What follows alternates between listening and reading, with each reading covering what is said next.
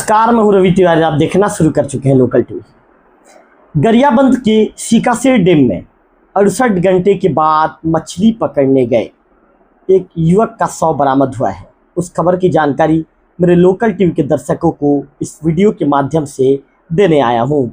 तो चलिए बात करते हैं सीकासेर डैम में कैसे एक युवक मौत के उस अकाल आगोश में समा गया और हमेशा के लिए उसने अपने घर वालों को अलविदा कह दिया। इस वीडियो में आपको विस्तार बताऊंगा। गरियाबंद का सीकासेर डैम, जहां लोग मछली पकड़ने जाते हैं, सुकून की तलाश में जाते हैं, लेकिन इस बार यहां से लौटी सिर्फ खामोशी और उठी सवालों की गूंज। 68 घंटों की लंबी तलाश के बाद सोमवार की सुबह इस डैम की गहराइयों ने एक ऐसा राज उगल दिया जिसने पूरे गांव को दहला दिया। शुक्रवार की दोपहर गरियाबंद के मारा गांव से दो दोस्त मछली पकड़ने सीकासेर डैम पहुंचे थे। घासीराम, उम्र लगभग 35 साल। मछली पकड़ना उसका शौक था, लेकिन उसी शौक ने उसकी जिंदगी छीन ली। उसे अकाल मौत की आगोश में धकेल दिया। पानी में उतरते उतरते वो ऐसी गहराई में चला गया कि फिर कभी बाहर वापस लौट के आ न सका। उसका साथी घबराया, गांव भागा और मदद के लिए लोगों को बुलाया। पुलिस पहुंची, ग्रामीण जुटे, लेकिन अंधेरा छा चुका था। शुक्रवार की रात डैम के किनारे सिर्फ बेचैनी दिख रही थी और परिवार की आंखों में एक उम्मीद दिख रही थी कि घासीराम, हमारा लाडला घासीराम, कहीं लौट कर फिर से वापस आ जाए।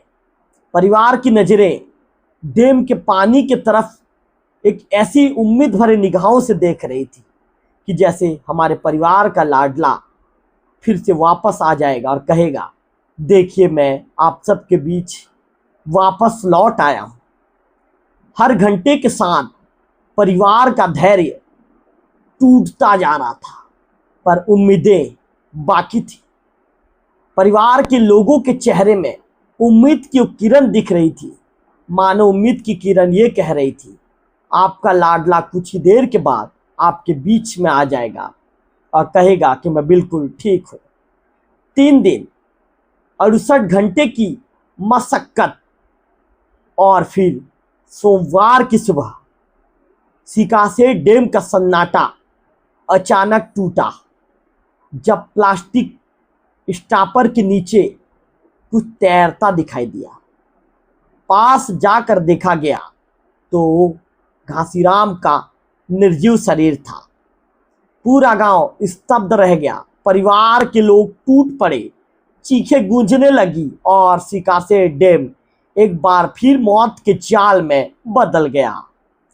क्या घासीराम की मौत सिर्फ एक सदमा थी या इस डैम में छुपा और भी है कोई रहस्य?